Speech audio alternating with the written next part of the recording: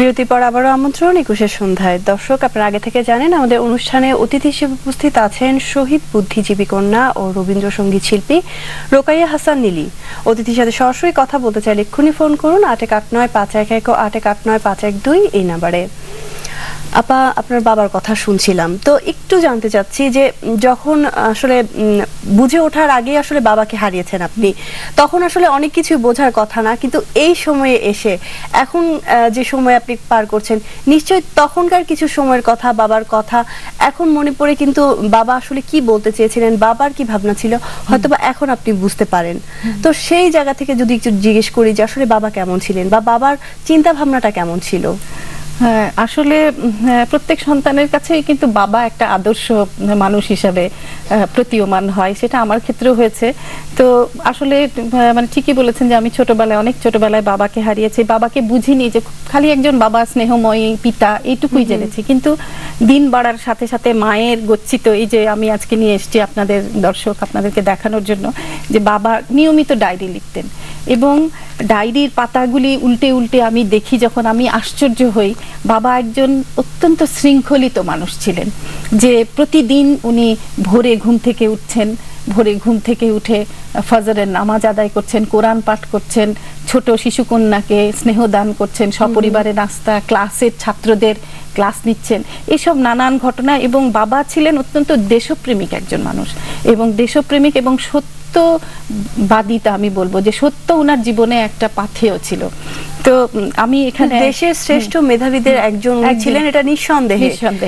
আমি এখানে ২১শে ফেব্রুয়ারি ১৯৬৯ সালের একটা কথা, মানে বাবা ডায়েরি লিখতেন এবং সারাদিন ওনার চিন্তা ভাবনাটা ছিল দেশকে নিয়ে, তার প্রিয় ছাত্রছাত্রীকে নিয়ে, দেশের মঙ্গল কিভাবে হবে সেই সব জিনিস নিয়ে। তো উনি মানে ৬৯-এ তো উত্তাল গণ আন্দোলন চলছে, পাকিস্তানের সেই শাসকদের শোষণ চলছে। তো সেই সময় বাবার মানে ডায়েরি লেখার শেষে লিখতেন, সবার শেষে একটা পাদটিকার মতো, আজকের চিন্তা। তো সেখানে উনি ২১শে ফেব্রুয়ারি ১৯৬৯ সালে লিখছেন যে দেশের জনগণ ও তাদের স্বার্থকে উপেক্ষা করে কেউই বেশি দিন শাসনের আসনে টিকে থাকতে পারে না। সত্যকার দেশ শাসকের শক্তির উৎস সবসময়ই জনগণ। শাসক হবে জনগণের আশা আকাঙ্ক্ষার প্রতীক। তার উপর জনগণের আস্থাই হবে তার শক্তির ভিত্তি। সত্যিকার শাসক সবসময় জনগণের সেবক, প্রকৃত প্রস্তাবে খাদেম বা ভৃত্য। মানে এই যে তার অনুভূতিটা, সেটা মানে সত্যি মানে বুঝতে পারছিলেন কিন্তু যে অচিরে আসছে মুক্তির সময়। হ্যাঁ, তারপরে এটা উনি লিখেছিলেন ২১শে নভেম্বর, ২১শে ফেব্রুয়ারি ১৯৬৯ সালে। এবং আরো লিখছেন মার্চ মাসে, হ্যাঁ, মানে তখন বেশ একটু মানে উত্তাল দেশের অবস্থা।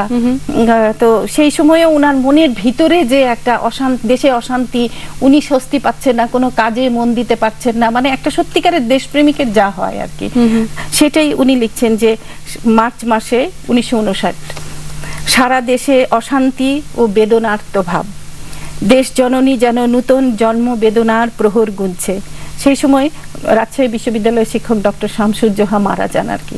তো সেই সময়কার কথা, ডক্টর শামসুজ্জোহার হত্যাকাণ্ডের বিরুদ্ধে আমাদের ধর্মঘট অব্যাহত চলছে, ঢাকা বিশ্ববিদ্যালয়ে ধর্মঘট চলছে, ওদিকে পিন্ডিতে গোলটেবিল বৈঠক চলছে। কোনো অগ্রগতির খবর এ পর্যন্ত পাচ্ছি না, তবে শুভেচ্ছা ও প্রত্যাশার খবর পাচ্ছি। গভীরতর কোনো লেখাপড়ার কাজ করা যাচ্ছে না, বাবা করতে পারছেন না। এই অবস্থায় কাজ করাও বুঝি সম্ভব নয়। অন্তরের প্রার্থনা দিয়ে দেশের মঙ্গল কামনা করছি।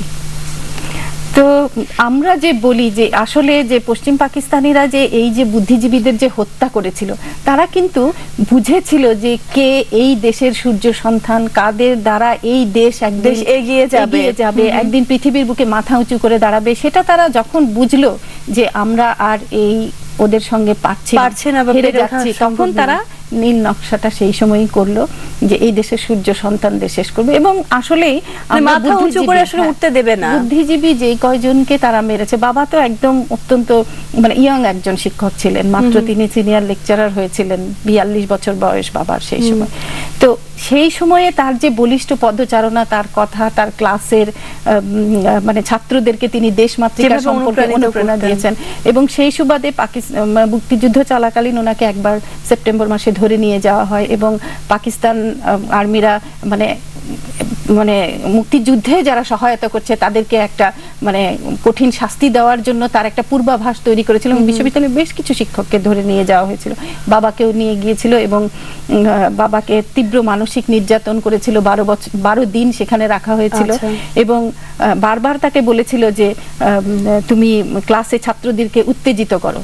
তো বাবার একটাই প্রশ্ন যে আমি দেশকে ভালোবাসি, আমি দেশে পড়ানোর পাশাপাশি আমি মনে করি যে এই দেশ সম্পর্কে বলা, দেশ সম্পর্কে তাদের জানা, দেশের অবস্থা সম্পর্কে জানা, আমি মনে করি আমি তাদের অভিভাবক, আমার এটা গুরুদায়িত্ব।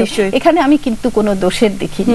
অবশ্যই আপা, একদম অনুষ্ঠানের শেষে চলে এসেছি। আসলে অনেক কথা, অনেক কিছু জানার, সবকিছু হয়তো একদিনে আমরা জানতে পারবো না।